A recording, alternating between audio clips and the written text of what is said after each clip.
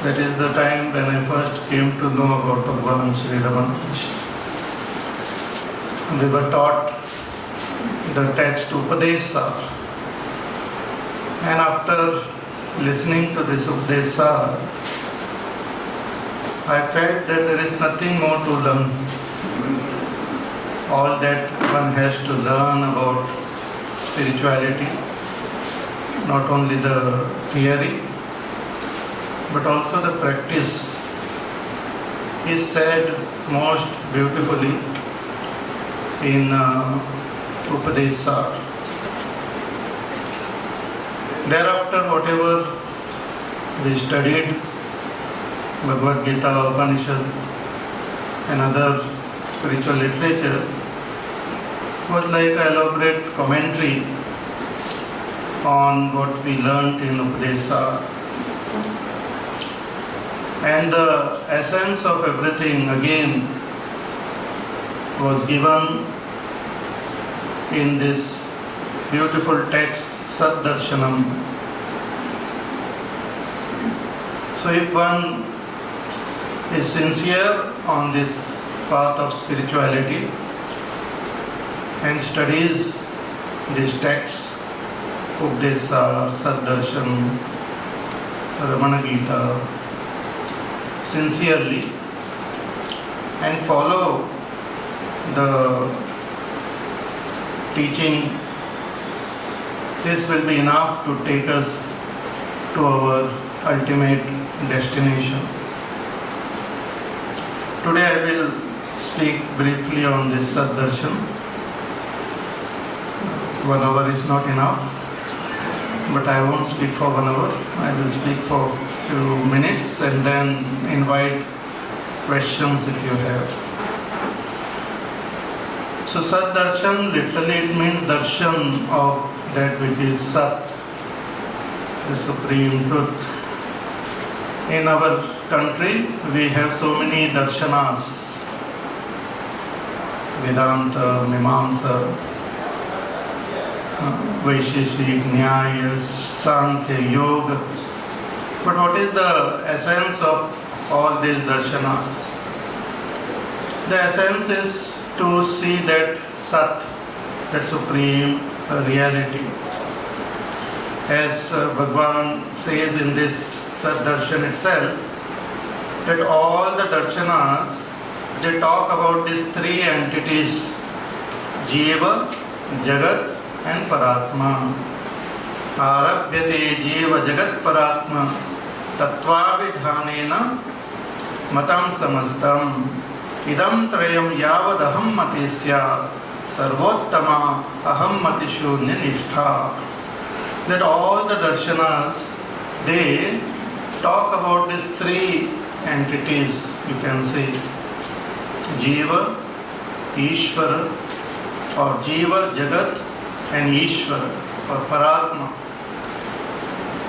All the differences of all the darshanas are how they define these three. Some say that all three are different. Some say that no, they are not different, they are similar. Or some say they are part of each other. Different combinations, permutations are there. But Bhagavan says that all these three appear to be three as long as we have this aham mati. But when we inquire and dive deep within, and when that aham mati get dissolved, then all these three get dissolved. The three is seen only because of my separate identity which I have created for myself. When that identity get dissolved, all these three get dissolved. Like we build a building in an empty plot. When the plot is empty, there is no division you see in space. Space is one.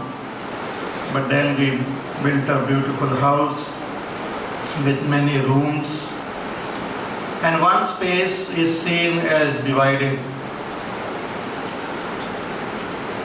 But when we remove our attention from the walls and pay attention only to the space, we find that all the division, they melt away.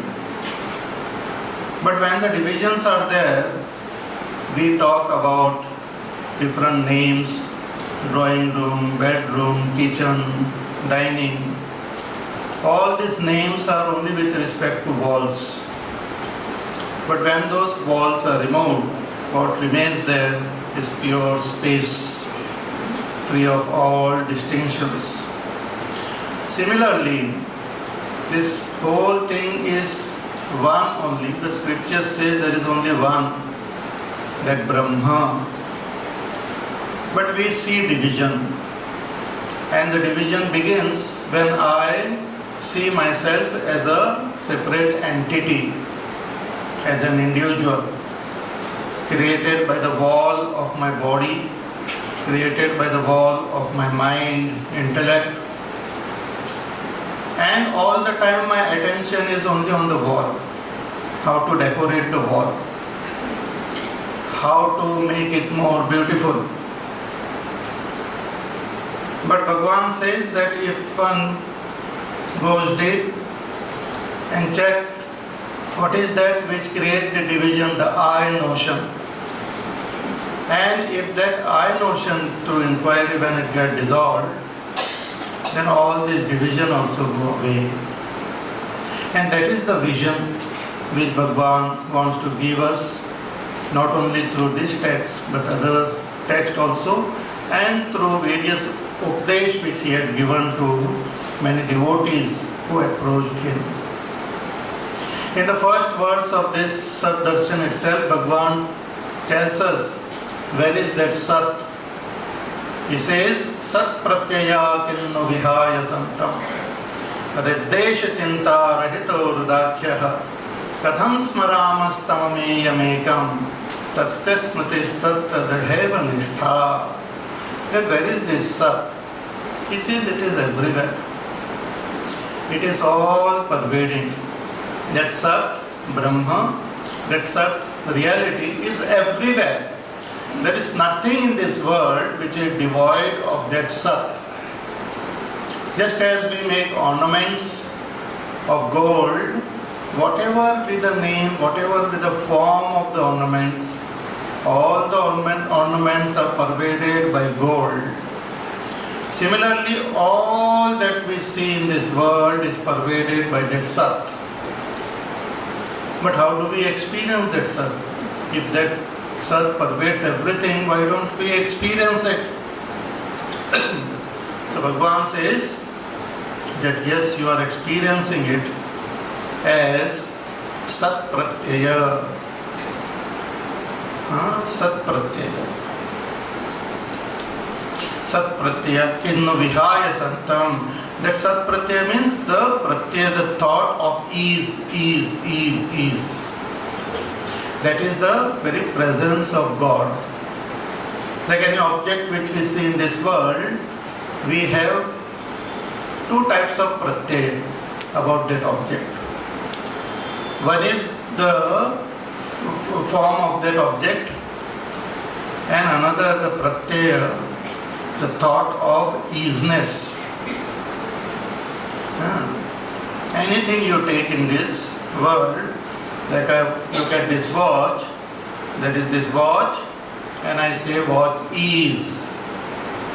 Now, the watch changes, but that ease doesn't change. The thought of ease remains same. It doesn't undergo any modification. But the thought of watch undergoes modification. As the watch changes, the thought of watch also changes. So this thought of ease is related to that Sat reality itself. It is there present in everything, and it is present in me also. The Sat is experienced in me as I am. That which is experienced everywhere is experienced in us also as I am. One philosophy teacher, he asked his student that please tell me, after teaching about the great philosophy, he wanted to know how much they have understood.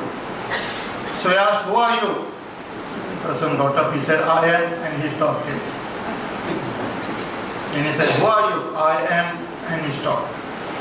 Everyone said, I am. And afterward they told their name and all, but that I am was common everywhere. That I am, which I experience in me, that is, which I experience everywhere, that is the Sat. That we have to recognize, that we have to see, we have to have the darshan of that Sat. That is the whole purpose of spirituality, to recognize that Sat, Aham. But that Sat is as though covered by a thought, what Bhagavan calls Ahammati or Ahamkar. That Ahamkar is the thought covering the Sat Vastu. Ahammati or Ahamkar is a thought which as though covers the Aham, that Sat Vastu. That Bhagavan says very beautifully in one of the verses here. He says, Na vakti deho hamati ham iti aham iti prasuptav na kopi na bhuvam iti pravakti yatrodite sarvamudeti tasya dhiya hamashodhaya janmadesham. That let us try to find out the origin, the root of this aham. This ahammati is hiding that aham tattva. So let us find out where it is. So let us investigate, he says. When we are asleep, the body is there, but body doesn't say I am. The body doesn't say. But when we wake up, we identify with this body and we say I am. What are you doing? I am sitting. What are you doing? I am walking. So I identify with the body and I say I am. So I think I am the body. But when the person is asleep, the body doesn't say I am. That means I am different from that body, somewhere else. When I wake up from my deep sleep state, nobody says that I was not existing there. So I was existing in my deep sleep state. I was separated from my body, my mind, my intellect, all my equipments in the deep sleep state. Listen carefully. When I am in deep sleep state, I get separated from my body, mind, intellect, everything. And when I am awake, I am identified with my body, mind, everything. When I am in deep sleep state, I get separated. But when I wake up and think of that deep sleep state, I say, I was asleep. I did not know anything. I was very happy. I was asleep. So I identify, I call that thing which is separate from my body as I. I don't call my body as I. When I wake up, I talk about that entity who was asleep as I. You understand? That entity which was asleep is recognized by me as I, not as I thought, but as I. I call it I. That is the origin of the I thought. That is the place from where I thought arises. So Bhagavan says, with your dhya, with your sharp intellect, seek this place. Don't get stuck with I thought, but seek that which is also I, but without the I thought. See, for example, this water is there. It is water. Now I say this is water. When I say it is water, I utter the word water. I think there is a thought of water, but the entity called water is different from the word water and different from the thought water. When I am thirsty, the thought water will not quench my thirst. The word water will not quench my thirst. The entity which is called water is different. But however much you look in this water, you will not find water thought or water sound in that water. So the object, the entity called water is different from the word water and the thought water.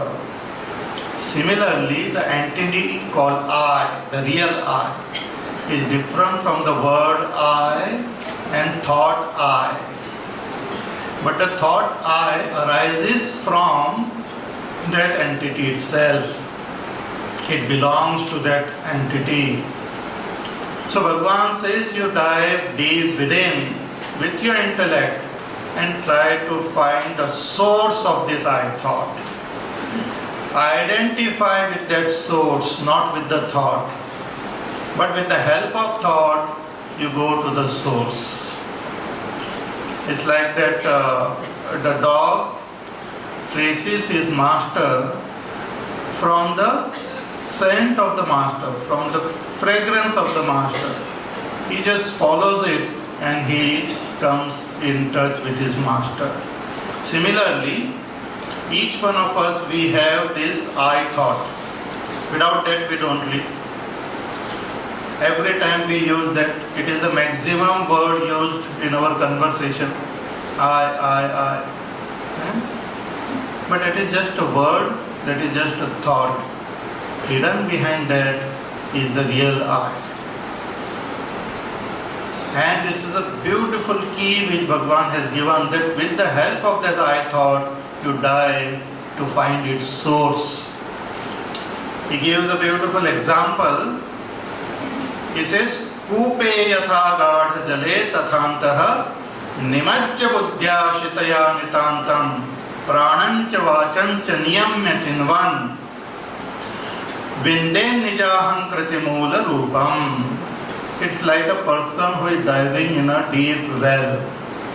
The well is filled with water and some object is fallen into the well and we have to retrieve that object. So what do? We should be good drivers, otherwise it will be difficult.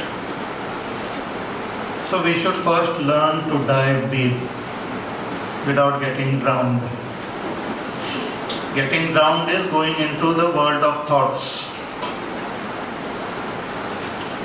We should be able to dive without getting stuck anywhere.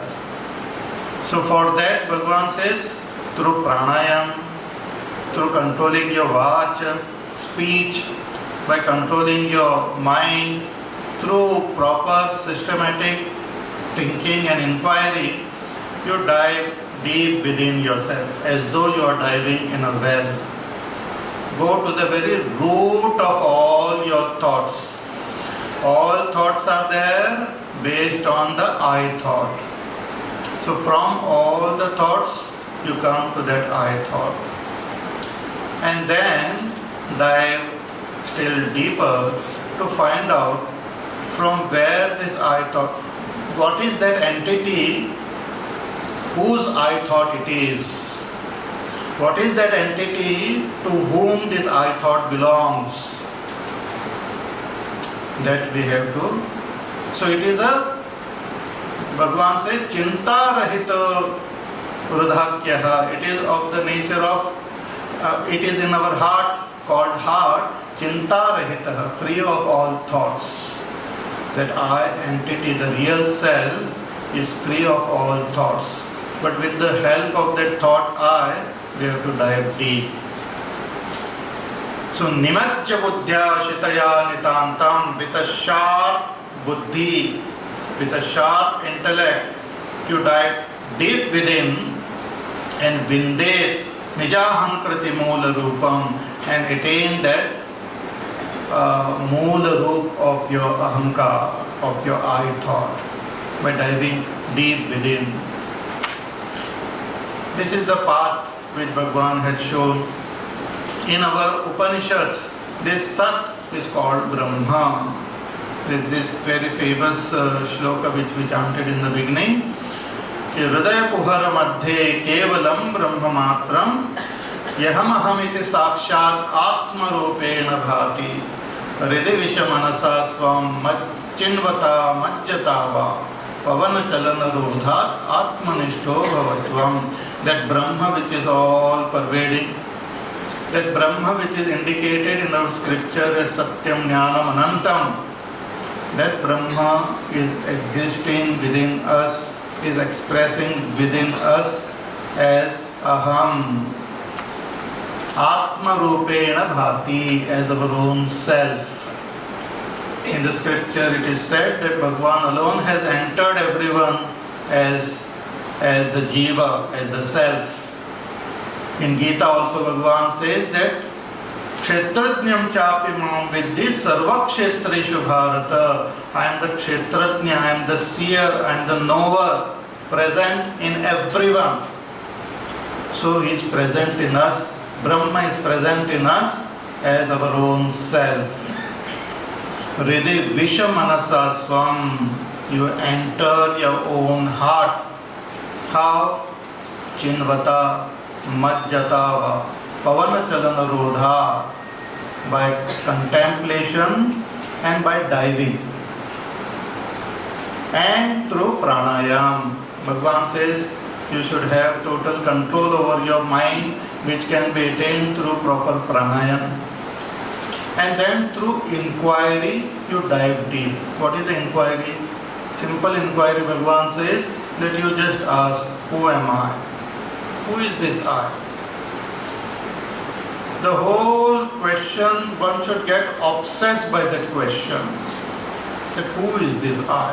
Who am I? Main kaun hu? Like little children, sometimes they ask this question. When their mind is pure, they ask this question, who am I? But as they grow, they get influenced by the world, and slowly that question goes away. Then the question comes, what is this? More interest comes in the world. Then when they grow older, then more interest comes in God. Who is God? I hope God will forgive me for all my sins. And then later on again we ask that question. When we become spiritually inclined, we ask, who am I? So we begin our journey in this world by asking that question, who am I? And we conclude with that question, who am I? So that is one is path of inquiry. Another is path of diving deep, path of surrender. Hridhi visha manasa swam chinvata majjata, that's called majjan. Just like we dive in that well or dive in water, we have to dive deep. Dive means drop all identification, drop all fears, drop all other attachments, and dive to the very core of my own being. This requires full faith and fearlessness. In Srimad Bhagavad Gita also Bhagavan gives this teaching to Arjuna at the conclusion of the whole Bhagavad Gita. After teaching him everything, Karma Yoga, Bhakti Yoga, Jnana Yoga, Dhyana Yoga, finally Bhagavan tells Arjuna, कि सर्व धर्मान परित्यज्य माम एकम शरणम Vraj. Two things. One is सर्व धर्मान परित्यज्य माम एकम शरणम Vraj. This is very important. He doesn't say you just surrender to me. First he says you remove all your attachment, you remove all your dharma. Dharma means the nature, external nature which we have superimposed on ourselves. The nature of the body, mind, etc. which we have superimposed on ourselves, that we have to drop. Just like when you go to a temple, you have to remove your chappals outside, and then only you can enter. Similarly, Bhagavan says, you remove your chappals outside, and then you surrender to me. Sarva dharman parityajya mam ekam sharanam vraja. Same message is given by Bhagavan Ramana Maharshi, that you drop all your other identification and just dive deep within. Dive to that reality which is the very essence of yourself.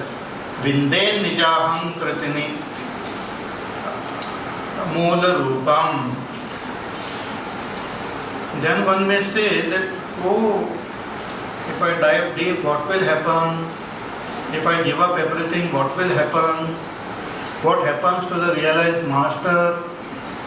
So Bhagavan says, Aham kritim yo lasati krasitva kim tasya karyam parishishtam asti kinchit vijanati sanatmanonyat tasya stitim bhavayitum kshamakkaha. He says that Mahatma who has swallowed his ahankriti, one who has dissolved his ahankriti, one who no longer identifies with his body, mind as I, one who has recognized that I am that supreme reality. Such a person who has swallowed this ahankriti, who has dissolved his external separate identity. What happens to that person? He says, kim tasya karyam parishishtam asti. What kartavya karma is left for that person? There is no more duties left for that person. See, in our scriptures, duties are given to us. The scripture says, according to our varna, according to our ashrama, we have to keep doing our duties. But what is the aim and goal of all these duties? Where are the scriptures leading us? The brahmachari is told that you have to study the scriptures, study about dharma. The grahastha is told that you follow the path of dharma. The vanprastha is told that now you do some tapas. But then the sannyasi is told now you renounce everything and focus on that supreme. So all our scriptures, they talk about duties, but those duties are leading us toward the ultimate state of enlightenment.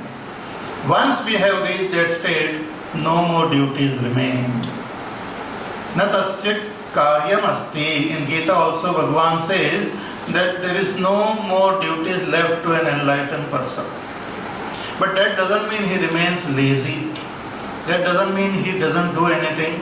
He does loka sangrahamevapi for the sake of the world. To integrate the world, the enlightened person keeps doing something, guiding the world.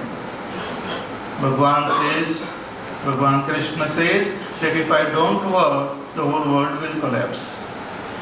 Similarly, Bhagavan Ramana Maharshi also, though he had attained that supreme state of enlightenment, continued to guide all people. Even now, those who have faith, those who have distrust and devotion for Bhagavan, even now they receive the guidance from him. Wherever you are, if you have that faith, you will receive the guidance from him. So he says, na tasya karyam parishishtam asti kinchit vijanati sana atmano anyata. He doesn't recognize anything different from himself. Everything is seen as his own self. It's called sarvatma bhav. He looks at the whole world. A realized master looks at the whole world as his own self. Tasya stitim bhavayitum kshamakkaha. Who can think about, who can understand his state? It said a Jivan Mukta alone can understand another Jivan Mukta. So in simple, beautiful verses, Bhagavan has given beautiful guidance in this Sad Darshan. Originally it is written by Bhagwan himself in Tamil language and it was translated by Ganapati Muni in Sanskrit.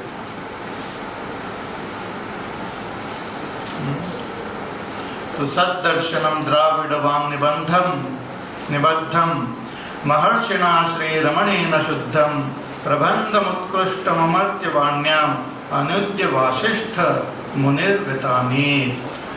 So this beautiful Sat Darshan, my teacher Swami Tejomayananji, he has also written a commentary on this, and we take this text regularly in our mission also, Chinmaya mission. A lot of things are there, but briefly I told. Now I would like to answer some of your questions if you have. Yeah? You talked about getting into deep sleep. That means, are we dying every day and again we are coming back to this world? No. So we don't have control over us. Yes. See, the deep sleep state is different from death. In case of, in deep sleep state, what happens? See, when we are awake, we see this world with our senses. Our senses are constantly active. Constantly we are looking out through our senses. Just like we look out of the window, we are constantly looking out through our senses. But after some time the senses get tired and they get withdrawn into our mind. Then the mind keeps projecting a world for us, which we keep seeing, and that is our dream. We keep seeing a mind-created world. And after some time, the mind also becomes tired. And the mind goes and rests, the scripture says, in one of the nadis. It goes into Avyakta Avastha, the mind.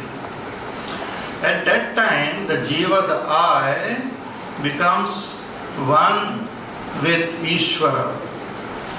And the body is taken care of by the pranas. The pranas don't go to sleep. The pranas are still awake and the pranas keep the body alive. But in case of death, what happens? It is a different phenomenon and it is described in our scriptures. When a person comes close to death, again the mind, the senses withdraws from the world.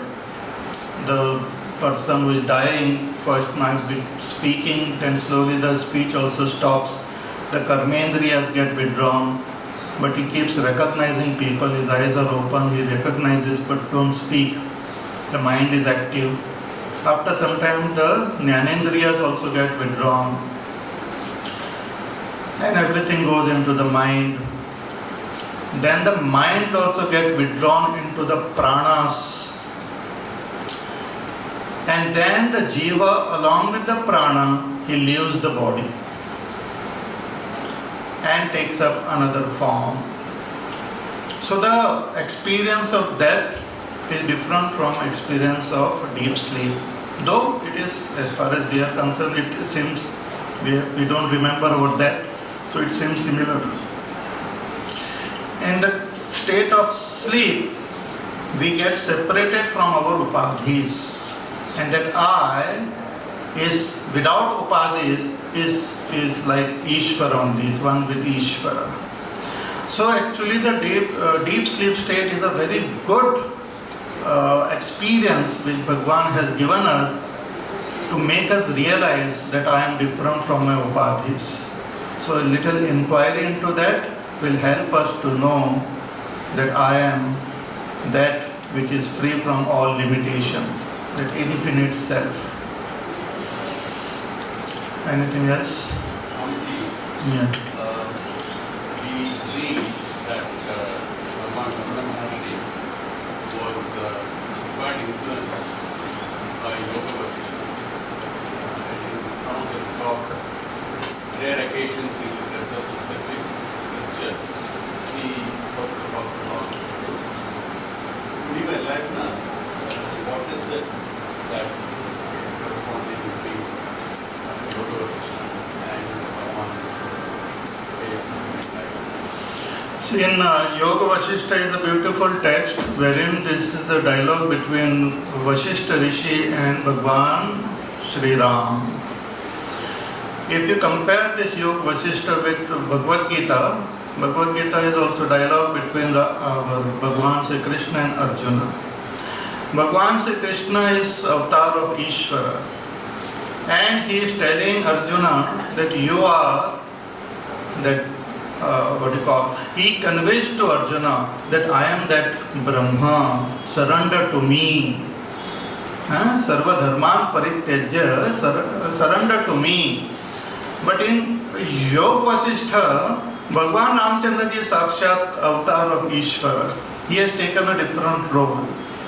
And Vasishtha Rishi has taken the role of a teacher, and he is telling him that you are Brahma.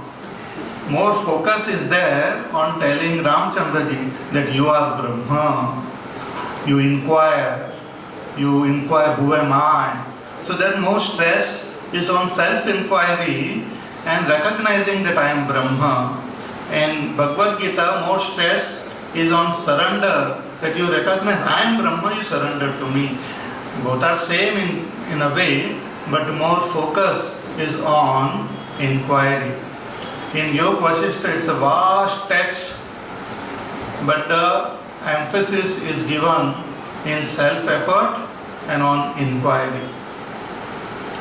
And Bhagwan Ramana Maharshi also had his fascination for inquiry, so he has quoted from Yoga Vasishtha in lot of places. Yeah. Swamiji, you mentioned I am. Is there any difference between I am that and I am? See, the Upanishads, they give this teaching of your identity with that Brahma. That Brahma is indicated as that. See, this whole world which we see, there is a question from where this world has come.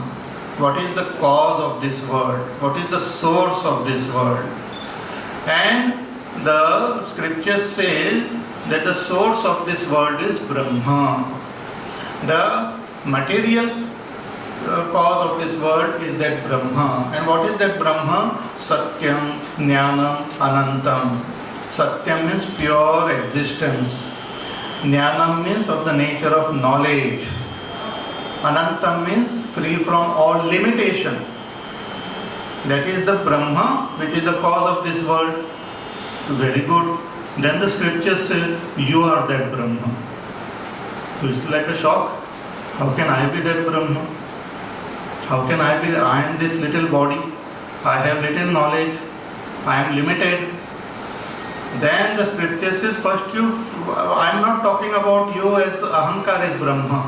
I am not talking you as this body as Brahma. I am talking about you who is separate from all this body, mind, intellect as Brahma. Again, to go back to that deep sleep state. When you experience that deep sleep state, you are separated from your upadhis. Upadhis means all your conditionings. When I wake up, and if I contemplate on my deep sleep state, what was I in my deep sleep state, I come to know 2-3 things. One thing, that I was existing. That is my Satyam Swarup, that I was existing there. Nobody experiences that I was not there. Nobody says that I was not there in deep sleep state. I say I was, but I don't know who was I, where was I, how much was I, what I was doing, what I was thinking. There was no thinking, there was no doing. So I am of the nature of existence. I know when I wake up, I know that I was. That means knowledge was also there, present. Again, there was no limitation. When I was in deep sleep state, I was not limited by my body. I was not limited by my mind. I was not limited by anything. That means I was unlimited. So that I was Satyam, Jnanam, Anantam. And that Brahma is also indicated as Satyam, Jnanam, Anantam. Therefore the scriptures say that I am Atma, Brahma, Tat Tvam Asi. You are that. So to recognize my real nature is to recognize that I am that. So this teaching is given in our scriptures.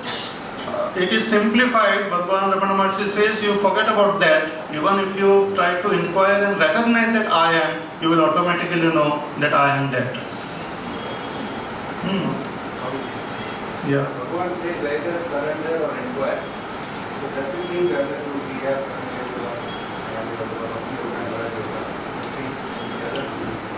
merge into these? Yes. Actually surrender can happen only after you have followed the initial stage. Through Karma Yoga, the mind becomes pure. Through Bhakti, it further gets purified. Through Jnana, you come to know exactly who am I, what is that supreme reality. Intellectually, you come to know. And then you surrender to that reality. Surrender can happen only afterwards. Because every day we surrender to sleep. We don't have the habit of surrendering to Ishvara. So, wakefully, what we do in sleep, actually automatically it happens that I become one with Ishvara. But that same thing you have to do wakefully, consciously. What happens in your deep sleep stage, automatically you get separated from your body. Sarva dharman parityajya mam ekam sharanam vraja. It happens every day when we go into deep sleep state. This we have to do consciously. For that you have to gain total detachment. It can come only through karma yoga, bhakti, jnana. So surrender is, though it is said that this is one path, this is another path. Path of inquiry is the first step which leads to surrender. One cannot just follow the path of surrender directly. One may become lazy actually. In case of eating and all, we don't surrender. I surrender, khana aa jaye to kha lunga.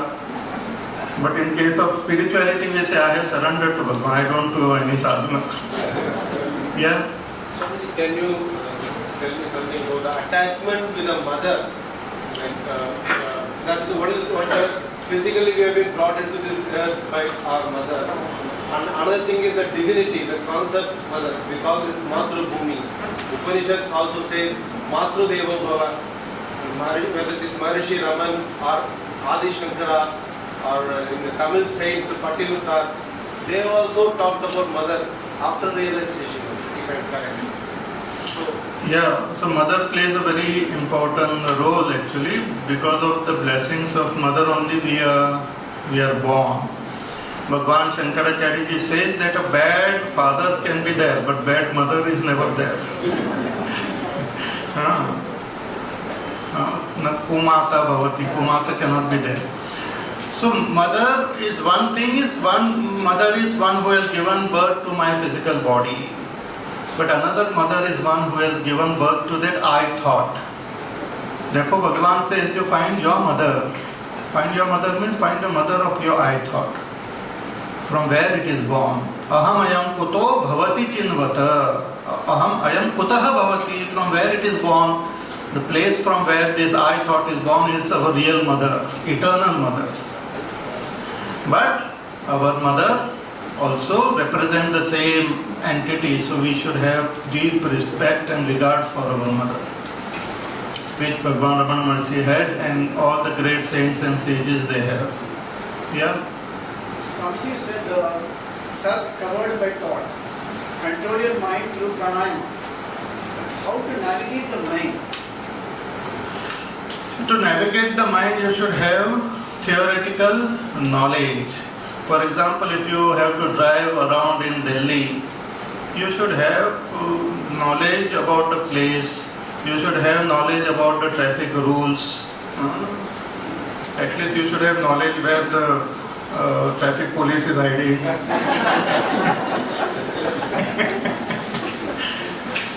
Then only you can take your car to the appropriate destination. Similarly, first we should have the theoretical understanding also, which is also very important. So, with that theoretical understanding, you can dive deep. Otherwise, we get stuck to one of the layers of our personality. We have the Annamaya Kosh, Pranamaya Kosh, Manomaya Kosh, Vijnanamaya Kosh, Anandamaya Kosh.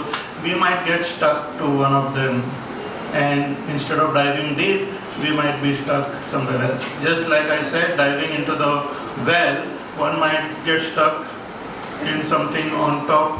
Some of the wells, they have something getting out. You might be standing there. Ki kahan gaye ho? So, a theoretical understanding will help us in diving deep within. Yeah? And said the body is having three types: gross body, Sushma body.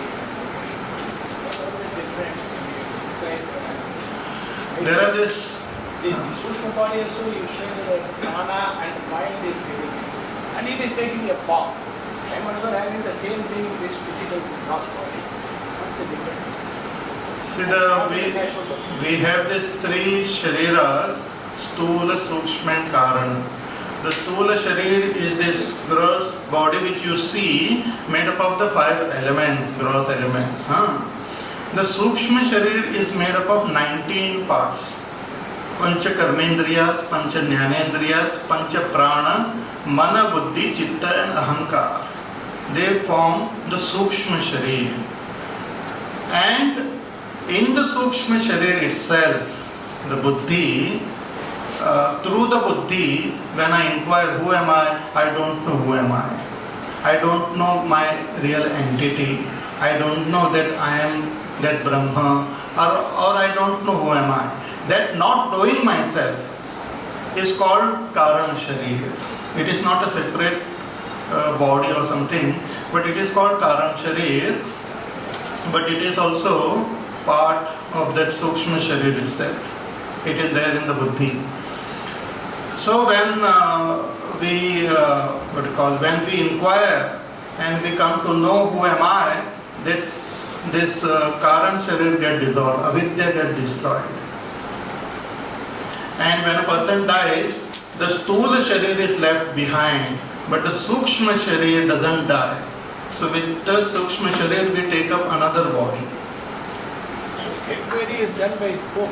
Sushma body also can do the The inquiry is done by me only with the help of my Buddhi.